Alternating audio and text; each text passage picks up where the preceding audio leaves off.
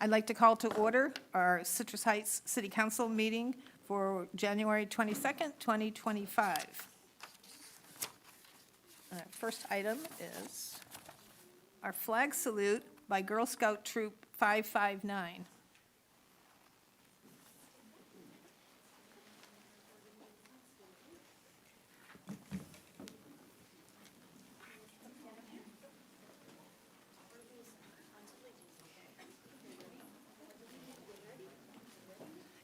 If you have a speaker and want to speak at the podium, there's a microphone there too, if somebody is a leader of the pack. We'll just do it in unison. Okay, thank you. All right, ready, ladies?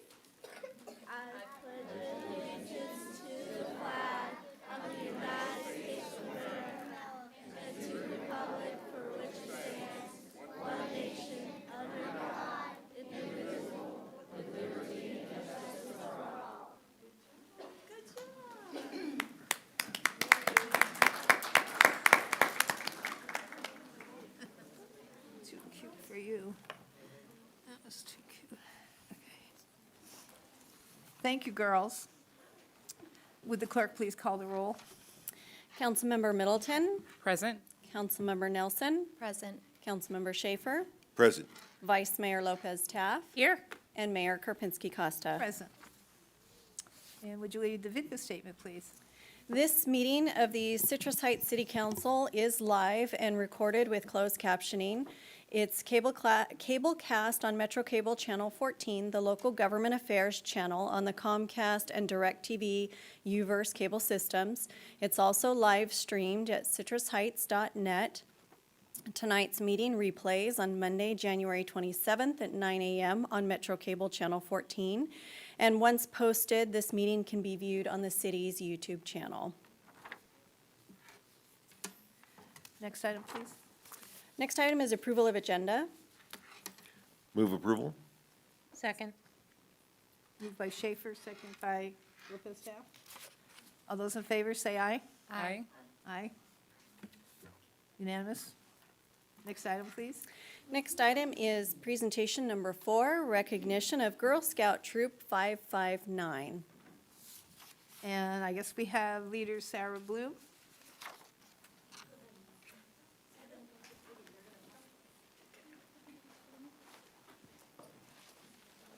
Are you Sarah? Who's Sarah? Oh, there you are. Hello. I didn't know I was going to be put on the spot like this. Well, tell us about your troop a little bit. So these are Troop 559. They are a second-year daisies, most of them. They're working on their government badge. So I was thinking that what a better way to learn than come to city council and see the ins and outs, how everything works, to get that badge for them. Okay. Thank you for having us. Where are you from?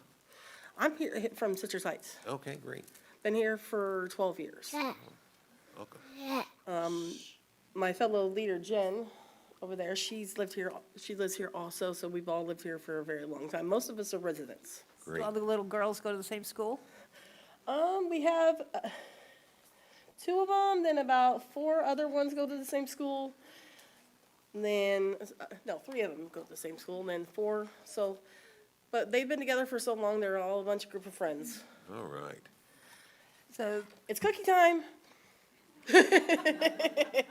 so we are doing recognition of what's the Yeah, process? and also to come down and we'll take a group photo with the Girl Scout troops if you want to do A that now. group photo? Okay. Great.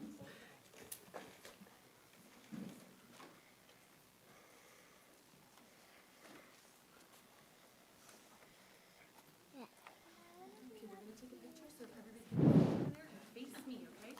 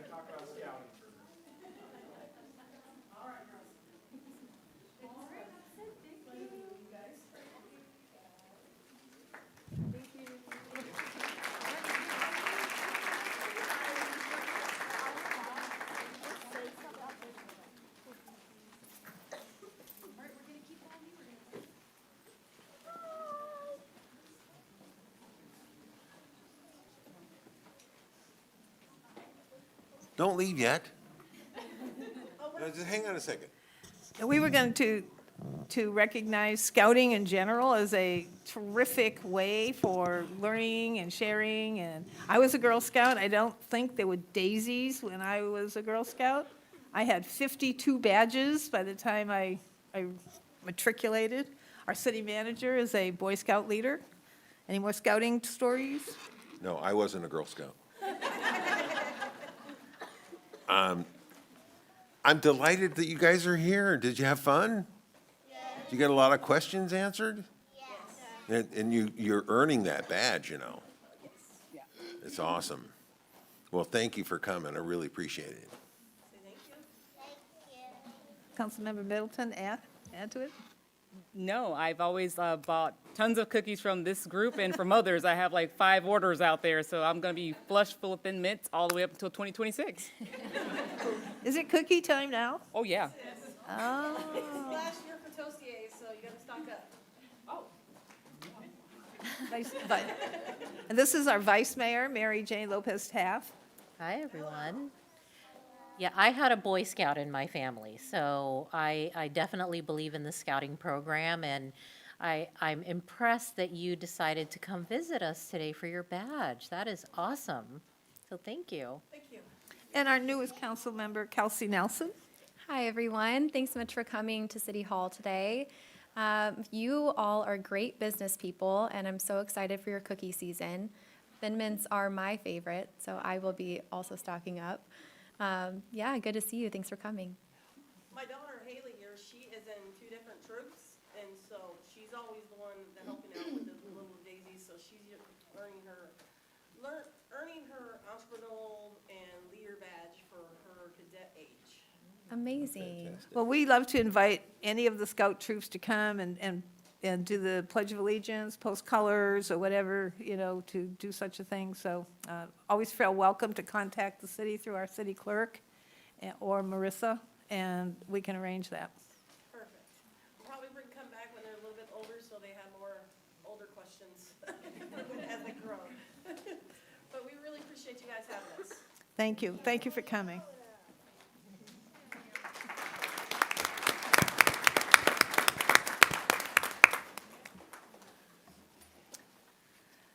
Wow. Is that the end of the meeting now, right? No. Okay. Next presentation, please. Next presentation, number 5, is presentation by Republic Services for the poster contest winners. Oh, that's what the crowd is here for.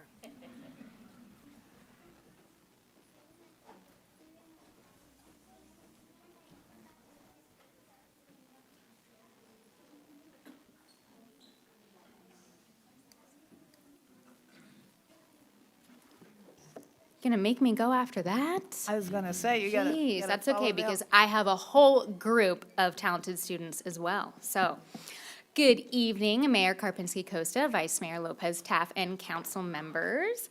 We are very excited to be here tonight. This is one of our favorite nights of the year because we have such a fun presentation. I'm Anna Rulon with Republic Services, your solid waste company that picks up all the waste for all 27,000 homes here in beautiful Citrus Heights.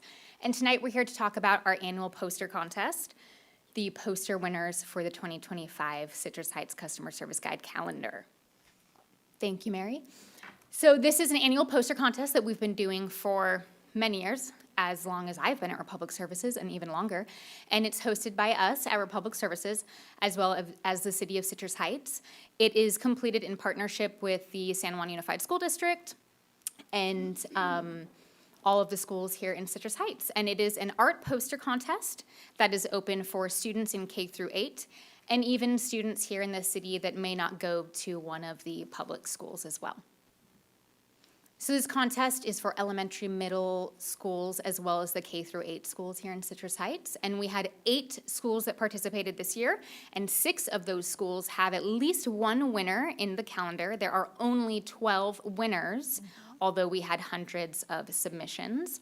There's also a grand prize winner out of those 12, whose art is not only featured on one of the months in the calendar, but is featured on the cover of the calendar. And we're also tonight going to recognize the school that had the most participation. So you are absolutely right, the big crowd behind me is here for this presentation. I have at least 9 of the winners here tonight. A few of them may have snuck in as well. And we greeted them out front with our big blue garbage truck, and they got to take some pictures in front of that before they came in. And we will be giving them a few things tonight. So we didn't want to take up too much time up here handing everything out, but I brought some examples to show you what we're giving the students. Each of the 12 winners is getting a very popular, highly demanded Republic Services plastic truck. You know, And- I think all the council members should get one of those. Yeah. You know, I'm not allowed to gift you guys Highly- things. Highly demanded. Oh, you see when your contract comes up. Yeah. And you can't get those trucks anywhere. They're only internal at our employee company store, although you can probably find some on eBay, but they're very, very popular. We are also giving each of the students their own submission, the artwork frame, so that they can take it home and display it proudly, as they should. And then what you will be helping us with, hopefully, Mayor, is handing them a signed certificate that they can also put on their fridge or display proudly. So I will be calling up each of the students one by one, and when I do so, I will have them please come up here. And Mayor, if you could come down and help us, we will give them their certificate. Let me know. Yes, now would be great. And family members, feel free to come up in the aisles and take some photos. And students, please stay up here after we call your name, so that way we can get one group photo, and I'll invite all of you guys down at that time. So the prompt this year was, who is your recycling hero? We like to change the prompt a little bit each year so that we get a variety. And the first winner is from Lycan K-8 School, who had 1 winner. And that student is Andre P. in 7th grade, and he is displayed in March. And I'm not sure if he's here. He was one of the ones I didn't grab. Okay, we will move on to the next. Repeat winners from last year's calendar? I don't think so, at least not last year. We've had repeats before, but I don't think this year. Correct me if I'm wrong. Okay, from Skycrest Elementary, we had 4 winners, and the first one is Allison A. in 4th grade, and she is featured in January. Yay.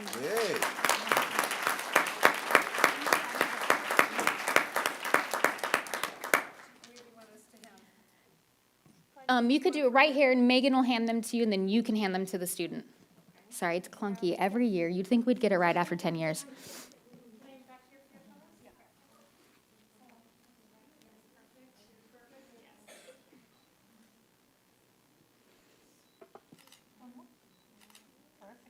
Fantastic. And you can stay right up there, Allison. And our next winner from Skycrest, 4th grade, is Dana H., who is featured in February.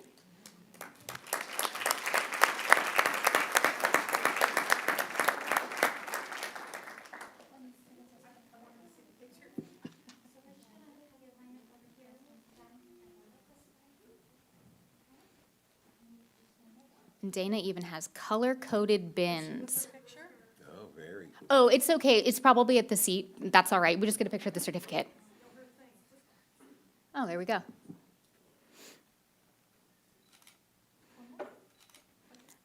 And the next winner from Skycrest, Anastasia K. in 5th grade, and she is featured in the month of May.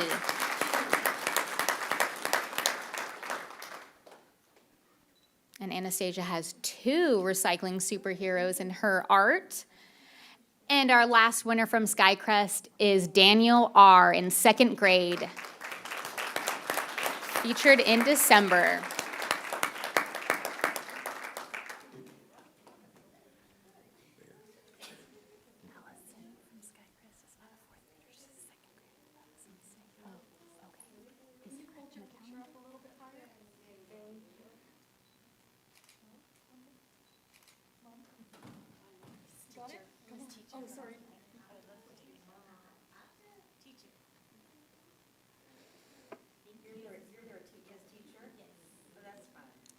All right, and those are our 4 winners from Skycrest. And the next school is Woodside K-8. We have 1 winner from Woodside, and that is Amelia P. in 6th grade.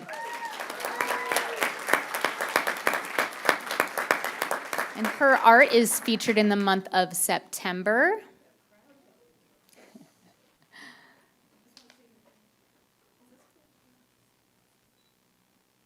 And we have extra calendars, so if folks want to grab some extras for friends or family who didn't get one, feel free.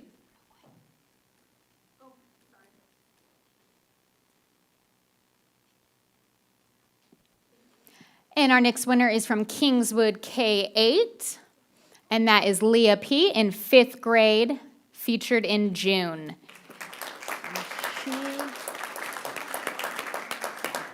And she's not here, so we'll go on to the next one. From Cambridge Heights Elementary, we have 4 winners. Kate N. in 4th grade, featured in April.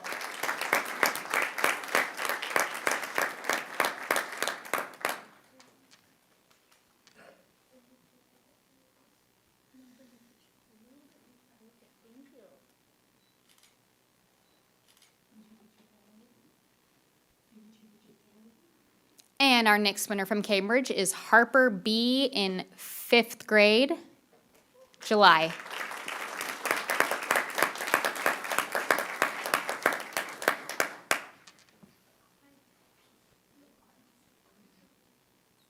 And Harper's art features her dogs. Very cute.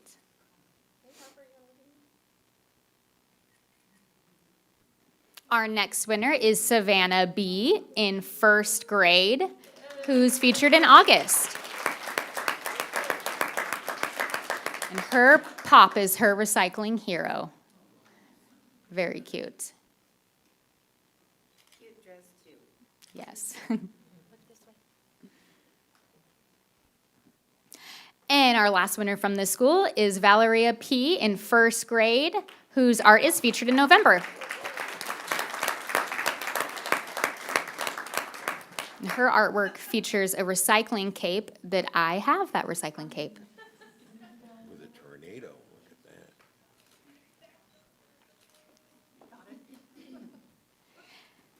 We have one winner from Carriage Drive Elementary School, and that is our grand prize winner, who is featured on a month and the cover. And our grand prize winner is Juanalyn F. in 5th grade.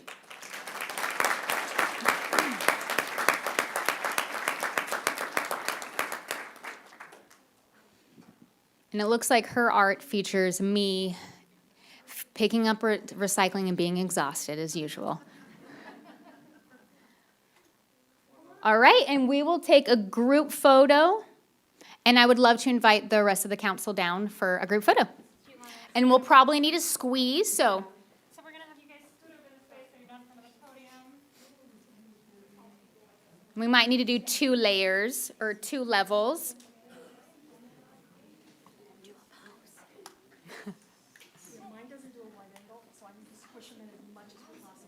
Okay, Allison, could we have you come to the front? And Daniel, have you scoot up? One of these has to go to the left. Yeah. Right? Hopefully we switch them back out. Excuse me, ma'am, can I get you guys to back up just a little? Sorry. You're fine there. And council members, again, do the whole toasting.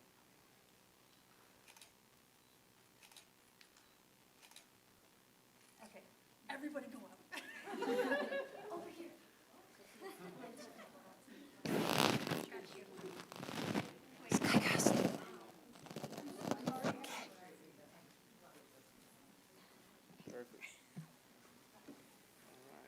And you can all take your seats. And one more round of applause for all of those students.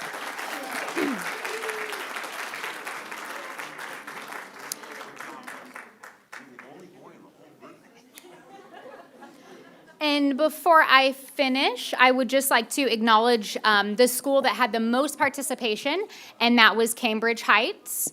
So we would like to do a huge thank you to all of the schools who participated and the San Juan Unified School District and staff here at City Hall for helping us out. And that is our presentation. Thank you.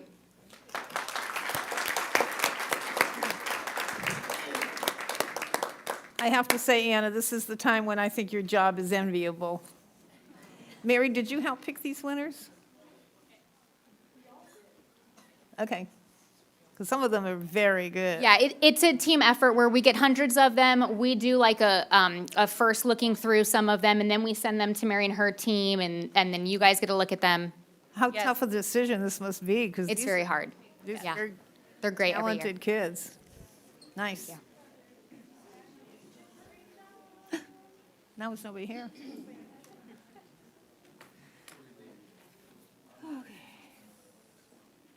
So while we're waiting for you can read the process for public comment? So the next item is public comment, and if you wish to address the council during the meeting, please fill out a speaker sheet and give it to myself, the city clerk. When you're called upon to speak, step forward to the podium and state your name for the record. Speakers are limited to 5 minutes each, and the mayor has the discretion to adjust the allotted time. There is a countdown display that will flash red at the end of the allotted time. Consistent with the Brown Act, the council is prohibited from engaging in a discussion or taking action on any item not appearing on the agenda. Thank you. I have 4 speaker sheets. I'll take them in the order I got them. And the first one is Mr. David Shelton.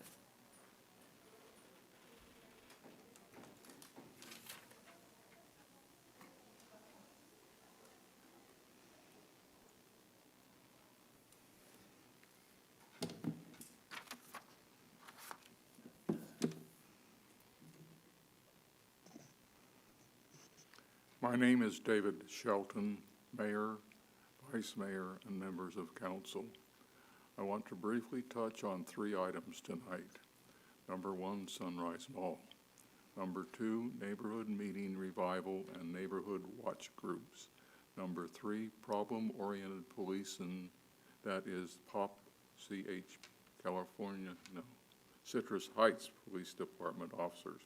First, I started working for Factory Mutual in Marin County in 1968. One of the first on-site inspections I personally did was the Sunrise Mall. It was a futuristic new concept for malls. 3 anchor stores all together. Now, in 2025, Citrus Heights plans a new concept for our city to have a destination for visitors with a hotel on the premises. There was a presentation at the January 16th PONA number 5 meeting. The developer plans were focused on the Sears end of the mall and along Sunrise Mall, but there were no new ideas, only concepts. It was a Home Depot, many small drive-up restaurants in the prior Sears area. There was no discussion of the Macy's end of the property. We need to have neighborhoods contribute to the planning for the future new mall look. We do not need many fast food kiosks. Second, my Park Oaks neighborhood number 5 had 18 people attend the January 16th meeting. Mary Pohl with Citrus Heights was there to contribute the city planning for enforcement of the trash pickups by Republic Waste. If people put their items out too early, there were times the streets were not properly cleaned by the sweeper, since the trash is now an obstacle. There were several comments on the click and fix use to keep the neighborhoods clean. Maybe neighborhood watch groups can be formed, and this will assist in better handling of my issues on fireworks and gunshots during celebrations. My third and final item for tonight is problem-oriented policing. I will return to a single topic at future council meetings, but these 3 are planned to be topics developed in more detail depending upon developments. Problem-oriented police officers in 2002, when I first moved to Citrus Heights, I by chance moved into a house built in 1968. I didn't plan it that way, that's just the way it was. So there wasn't much here in 1968, and today it's very, very different. It's a small world, so the POP officers was a new thing. The current chief of police for Citrus Heights was one of the Area 5 POP officers in the very beginning. They provide residents with a cell phone number and email address, and we can contact them.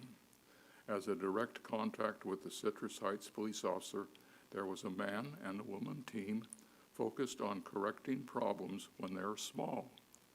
This worked to have neighborhoods become directly involved in hearing the other items of policing: canines, Folsom prison tours, ride-alongs. I enjoyed my ride-along. Got to see really what is involved in policing. They have to be all kind, not just police officers, psychiatrists. I won't go into that. And then a tour of police stations and other items. I commend the police department for the positive action that they take. Thank you for letting me participate in council meetings. Thank you, David. Our next speaker is Melissa Hayden.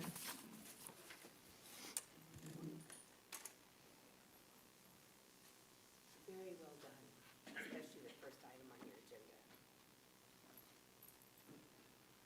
Hi, everybody. Last week we talked, or not week, last city council meeting, I was here. I sat quietly. I wanted to listen to any changes we might have, concerns, or with animal services. I did like what I heard. I do have some questions I'd like to see possibly somewhere on a city website or something, more detail on how the chip works for free. I know it was discussed that it's at the PD now and possibly in the future will be here, so I just am questionable about that. Is licensing required prior to getting the free chip? Just a few questions on how that works. I know you guys can't do answers and questions here, so let me get into this. So the other night they also discussed some of the programs, which is 311. So the other night on January 16th, there was a loose Akita in the Lichen area. There were many, many calls. I was able to reach out to some of the people because I wanted to know personally myself what happened. On January 16th, I have documented 7 calls into 311. One of the comments from one of the girls, they could not come here, and I'm sorry, I know you guys want to hear it from somebody else besides me. I get it. I don't want to hear me either. But there was the exact address. I'm not going to go into the address. I called 311 and spoke to the operator, Pam. She said that this part of Citrus Heights is not the Sacramento County area. So this is just something we need to look at. However, she forwarded my information to the agency responsible. She mentioned the dog had been reported several times to 311, and each time she's just going to forward him to the other agency. We don't know who that is. Regardless of that, so that was one of my biggest concerns on how that started. The first person who encountered the dog was right before 5 p.m., which is when the first 311 call went out. She got there because she was on her way to get groceries and dinner. She went back after dinner with treats to see if he was in the same spot, which he was.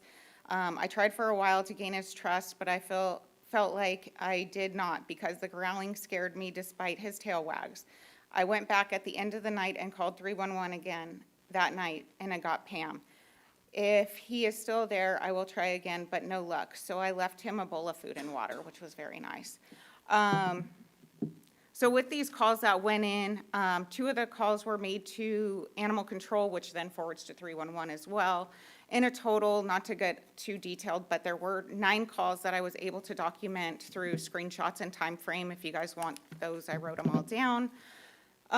There were actually only 2 calls logged. Post, just so you know, there was 3 posts on Facebook, 2 posts on Ring, and 1 on Nextdoor. The first night was January 16th. That was done, and that was right before 5 p.m., as I stated. And so let's fast forward to the next day. I see that it's being posted again on the Ring doorbell app, and I get concerned.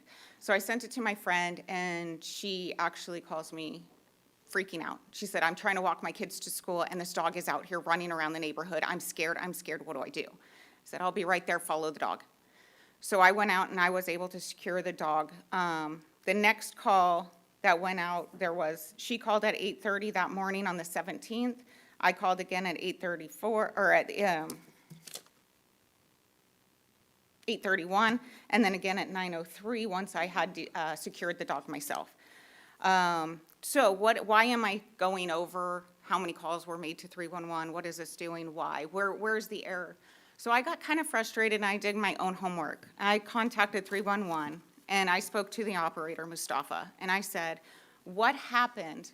How did this go wrong? Where was the error here? So the first calls that were made to 7121, some address out there, I don't want to give people's address, sorry about that, where the first call was recorded.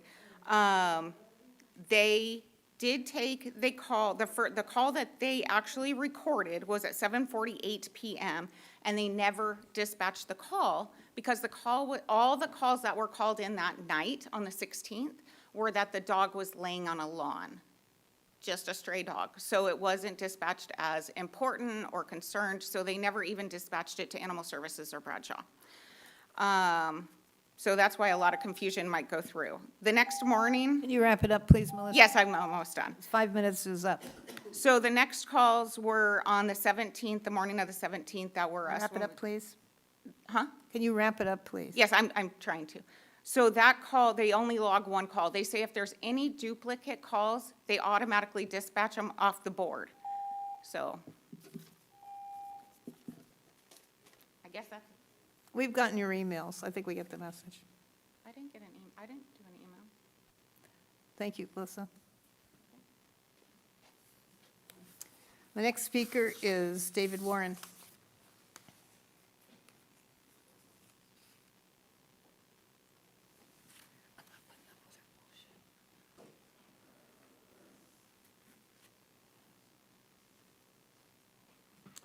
Good evening.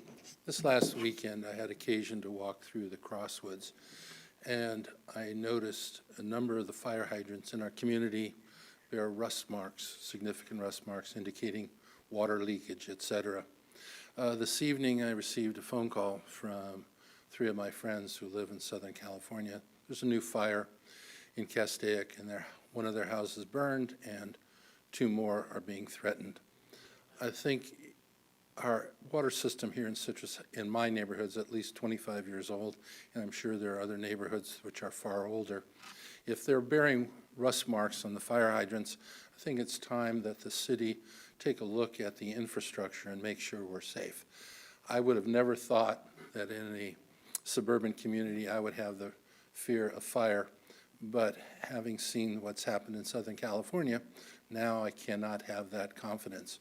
It's not that I doubt the fire department. I think that we need to take a look at the infrastructure and make sure it's still sound.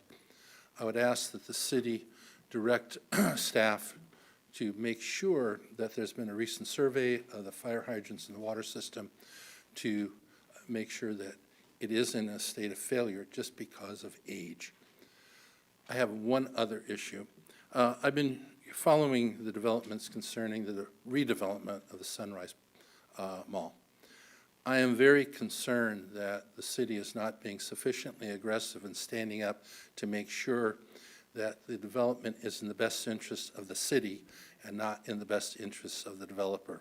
I keep watching proposals that are coming by, and it truly frightens me that we're going to end up with short-term benefit for the developer and long-term loss for the community. We need to have a continuing revenue source on that property, and the development as proposed is not going to come close or even match what the Sunrise Mall should or could have represented. So please, let's make sure that maybe we're not going to get 100% of what we want, but it is not the developer's choice, it's our community that has to be the first concern. Thank you very much. Thank you very much, David. Our final speaker is Mr. Ethan Conrad.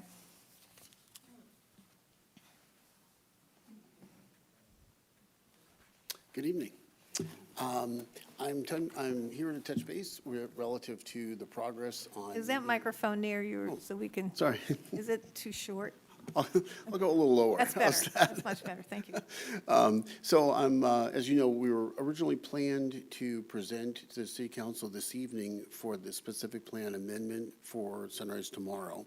And based on the delays relative to meeting with the associations, the neighborhood associations, in turn, that's made it so that we requested being postponed for approximately a month, hopefully for February 26th, that we'll be then ready to have to present at that time based on having the neighborhood association input. So we've met with two of the associations, neighborhood associations, one last night and one last week. The one last night was very productive. It was about 50 people, and including Vice Mayor. I understand you were there. And it was very productive. And so we're meeting with the rest of the associations here before the next, our requested city council meeting on September 26th. And the goal is, of course, to get the community involvement, which is what we're getting. And we've actually modified our plans, I think, 3 times based on community feedback from various parties and in trying to implement as many of the suggestions that we received. Also, we have a website that's now open that we have all the materials there. We're distributing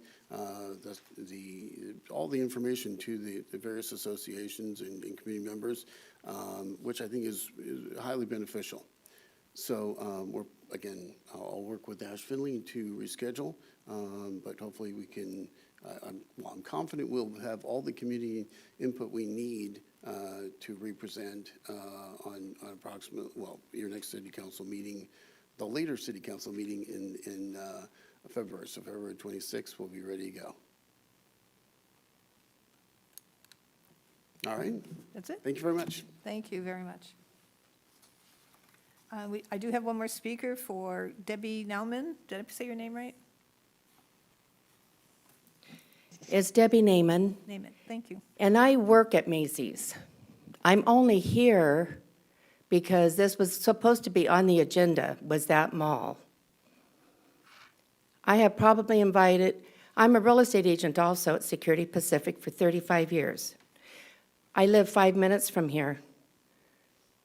We need to do something with that mall that is good for our community. Not in and outs. I don't know what they're going to do. But it needs to be addressed. I had a customer from Macy's. I never thought in a million years I would work at Macy's. But I did to get extra money in September. And I loved meeting the people.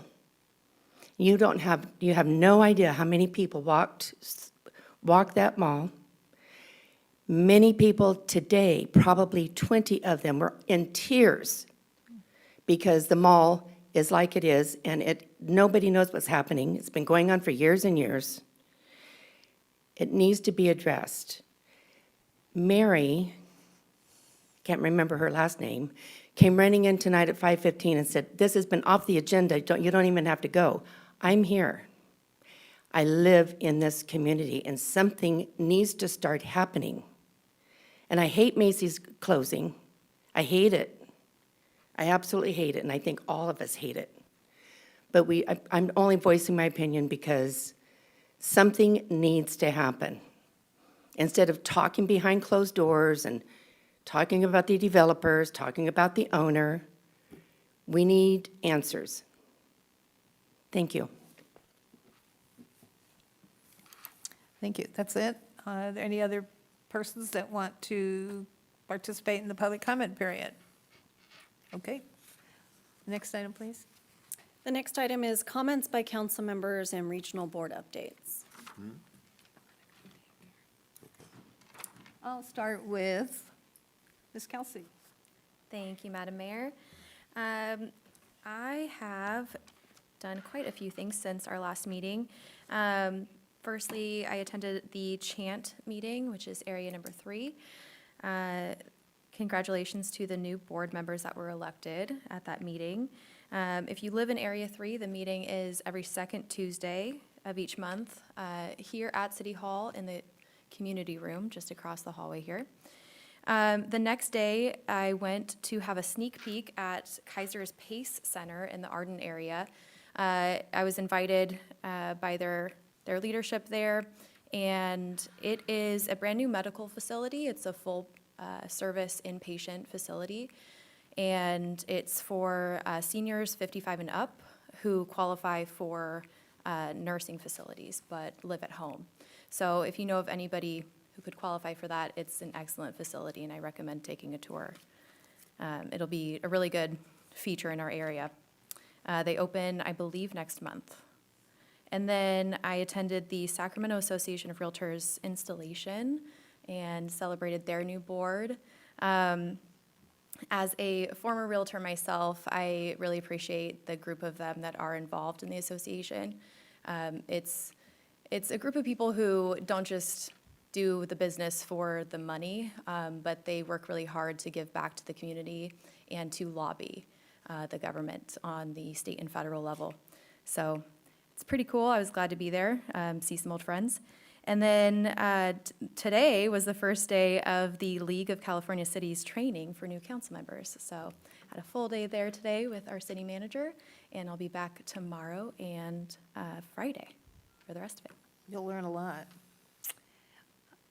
Councilmember Schaefer, what have you been up to? Well, thank you, Mayor. So, let's see, so our last meeting was on the 8th, so on the 13th, I had an RT board meeting. It was really relatively uneventful, other than we had a closed session meeting I can't discuss, but that was the gist of what that was. Then at 8:30 in the morning, I met with Mr. Conrad. And in spite of what I have heard from friends that have attended his meetings, I have not in no way, shape, or form endorsed his program. That's remains to be decided when we hear everything that needs to be in front of us. And then that same night, I attended the Arden Arcade, or no, sorry, the Arcade Creek neighborhood area meeting. It was very good. I was fortunate to be invited there, and it was a great group of folks. I had some new members there. I think that the postcards that went out have been very effective with bringing some new people into the fold here. So then on the 16th, I had a SACOG meeting. That was our first meeting of the year. Lots of new board members coming in, lots of new board orientation. We have a big year ahead of us to go. So for those who don't know, and Alfred Sanchez, if you're watching, SACOG stands for Sacramento Area Council of Governments. This is a 31-member board meeting with 26 cities. And so, let's see, then I had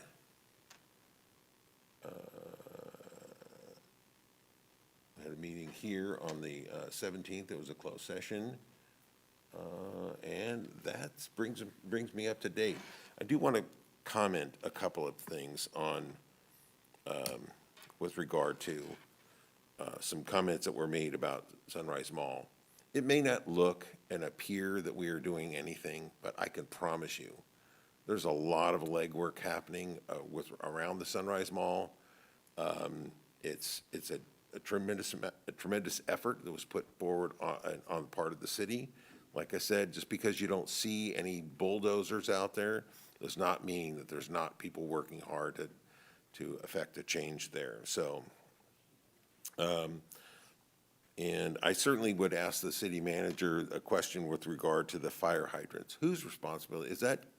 Is that responsibility of Metro Fire to make sure those are functional, or is that the responsibility of the city? Yeah, it would be something that would be in combination of Metro Fire and the water purveyor. So if it's Citrus Heights Water District or Cal AM or Sac Suburban, but it's something that we definitely will be passing along to the respective agencies. Yeah, we just want to make sure that we are at City of Trees, and we're susceptible to wildfire in that respect. So I certainly would support Mr. Warren's assertion that we need to be prepared. So with that, I will pass it along to the next person. Thank you very much. Councilmember Middleton.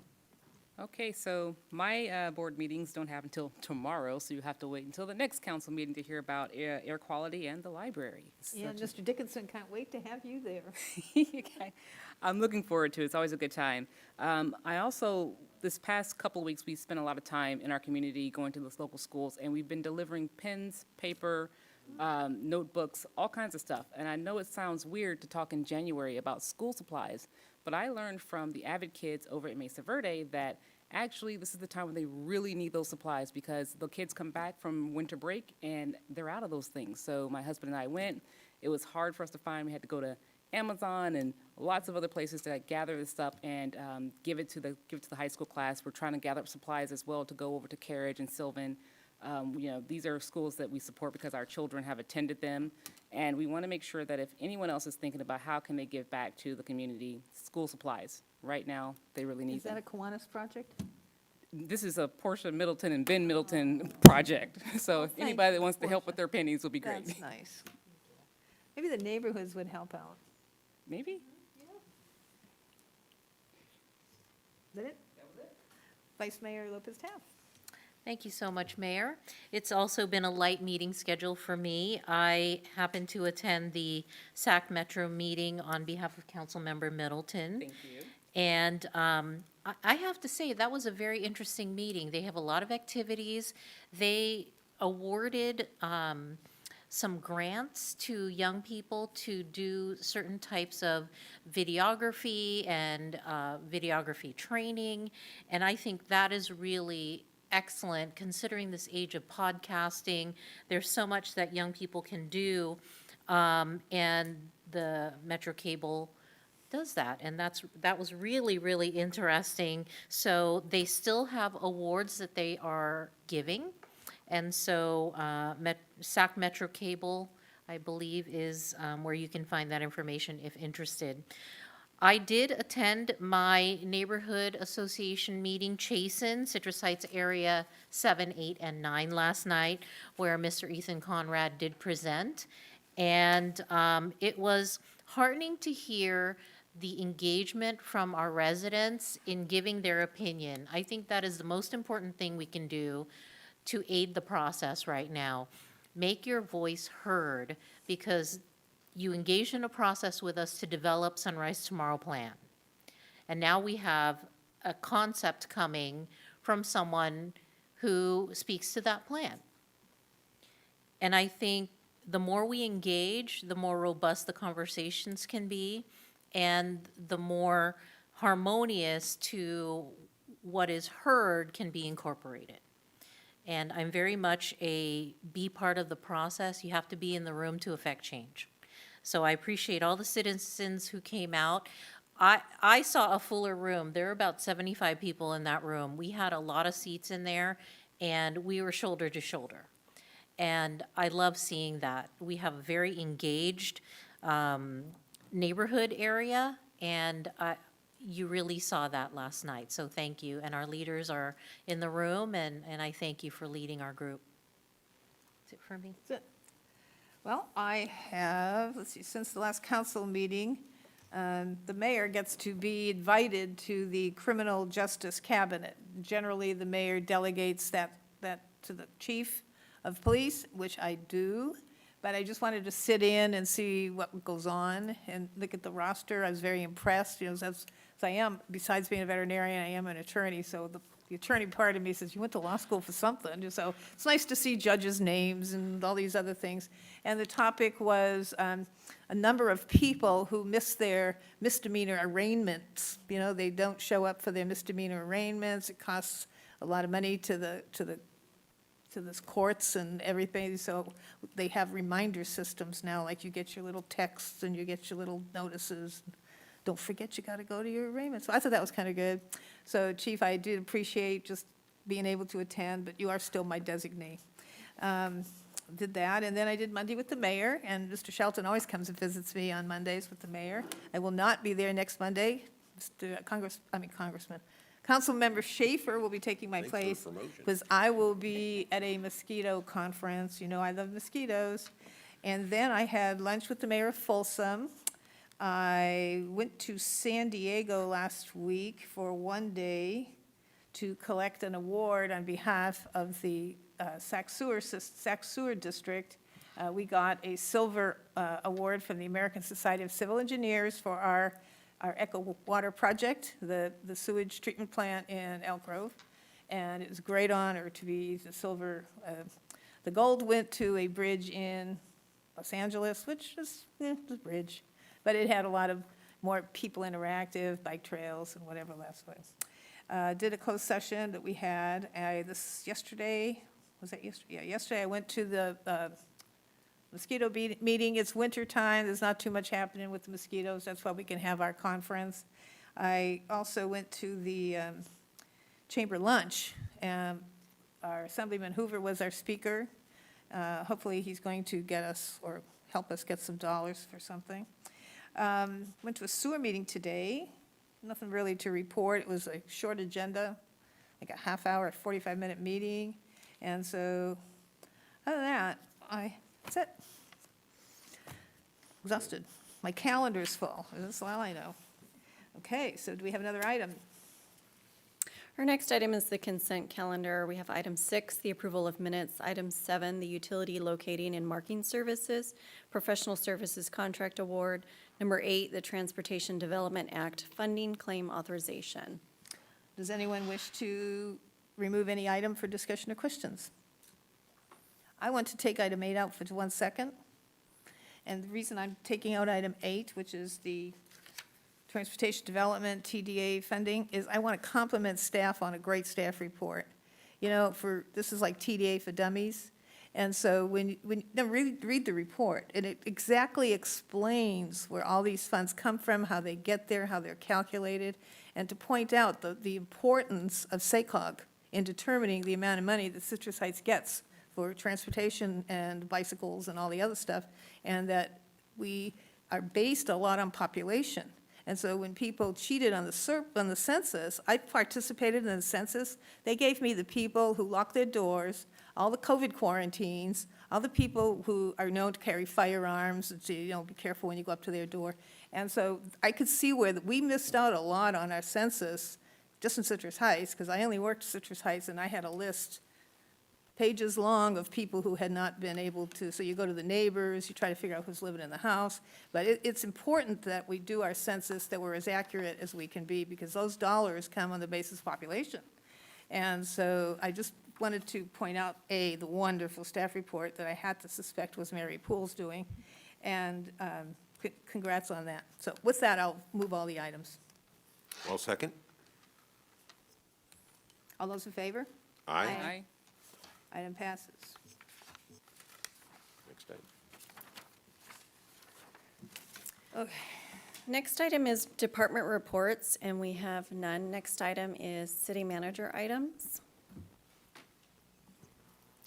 Well, good evening, Mayor, Vice Mayor, council members. I do have a few city manager update items here for you in the community. One, we've heard a lot about a house on Cherry Glen that's been a code enforcement challenge for some time.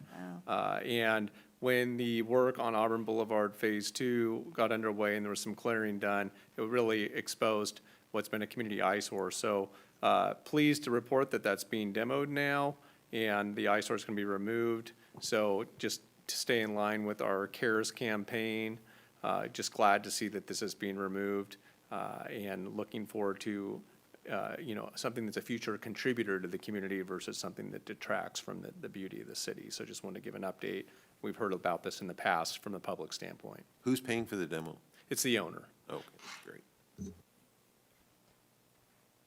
Also, Fill the Boot, Sac Metro Fire, actually the Firefighters Burn Institute, and they are a participant in that, do their boot drive safety fair. That'll be on Saturday, February 8th. It's at the traditional location of Sunrise Boulevard and Greenback Lanes from 10 to 1. There's also some ceremonial activities that happen with that we'll make sure to keep the council informed of. And then for Auburn Boulevard, I spoke to that first picture exposure happening when the clearing happened as we're doing this construction project. But this is a massive construction project, a big undertaking for our city. The community and the council are very familiar with Auburn Boulevard Phase 1, and the way the improvements have turned out there are really attractive, and we're looking forward to Phase 2 being completed. Right now, they're working through joint trench. Those are your dry utilities, if you will. That's going to be completed by the end of February. There's going to be installation in the new trench and that will basically provide completion for undergrounding those power lines that are currently above ground. So that'll be happening in March. And then the contractor will continue to finish up the underground utilities, and by fall of 2025, it'll be complete with respect to the undergrounding. So that's a big effort. It takes a lot of coordination with the different utility contractors, scheduling, so on and so forth. So a lot of work happening there throughout the summer. And then they'll continue to work on the roadway improvements, the traffic installations, as well as lighting. And it's going to really be celebrated with a new gateway arch, which we're really excited about as an entry point into the community, and that should all be complete by fall of 2026. So once this joint utility work is done, it'll be really focused on what we call the topside improvements thereafter, and all the different trees that are going to be installed out there. There's going to be a nice continuous tree canopy, and there's a more of an orderly planting of the trees, some really great species that we have a lot of information on our website about this project too. So looking forward for this to be complete and help us attract new businesses to Auburn Boulevard. A couple of pictures here.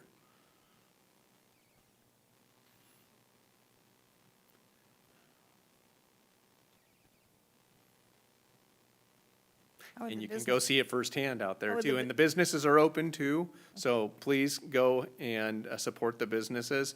Went out there for lunch last week. It was easy getting in and out. And if there's ever a challenge with an entry point into a business, we want to hear about it because we have construction managers out there that are ensuring that we're keeping those accesses open. So if there's ever anything that's seen, I did hear about one of those recently, and we were able to rectify that very quickly. So please support those businesses as well. And that concludes my comments. Thank you, Mr. Feeney. Next item? Next item is items requested by council members or future agenda items. Anyone? You got it easy tonight. We're not complaining about anything. Next item. The next item is adjourning to closed session for 2 items. Do I have to bang the gavel and adjourn to the closed session? Yes. Adjourn to closed session. I'll be back at the end to report.